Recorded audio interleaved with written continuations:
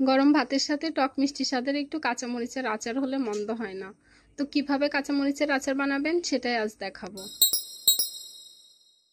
আচার বানানোর জন্য আমি নিয়েছি চিনি, তেঁতুল, ভিনেগার, সরিষার তেল, লবণ, রসুন, পাঁচফোড়ন গুঁড়ো আর কাঁচামরিচ। আমি এখানে ব্যবহার করেছি হালকা পাকা কাঁচামরিচ, যাতে আচারের রংটা সুন্দর হয়। প্রথমে চুলায় একটি পাতিল বসিয়ে তাতে সরিষার তেল ঢেলে দিচ্ছি। তেল গরম হলে তাতে দিয়ে দিলাম রসুন।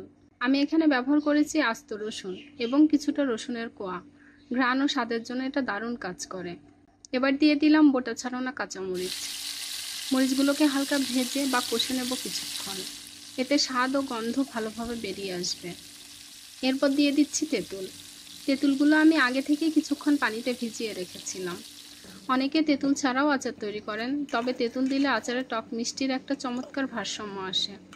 সব উপকরণ একসঙ্গে ভালোভাবে মেশাতে থাকি।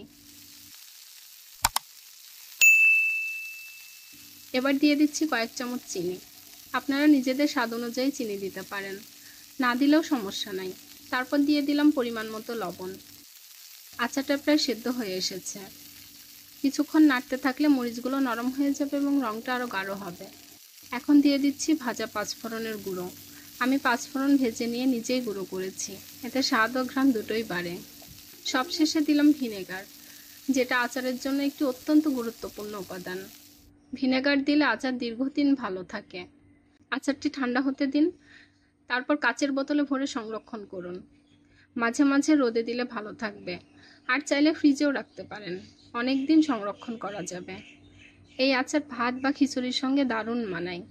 আপনারাও চাইলে এভাবে ঘরেই তৈরি করতে পারেন কাঁচামরিচের আচার। আরও এমন সহজ ও ঘরোয়া রেসিপির ভিডিও পেতে চ্যানেলটি সাবস্ক্রাইব করতে ভুলবেন না।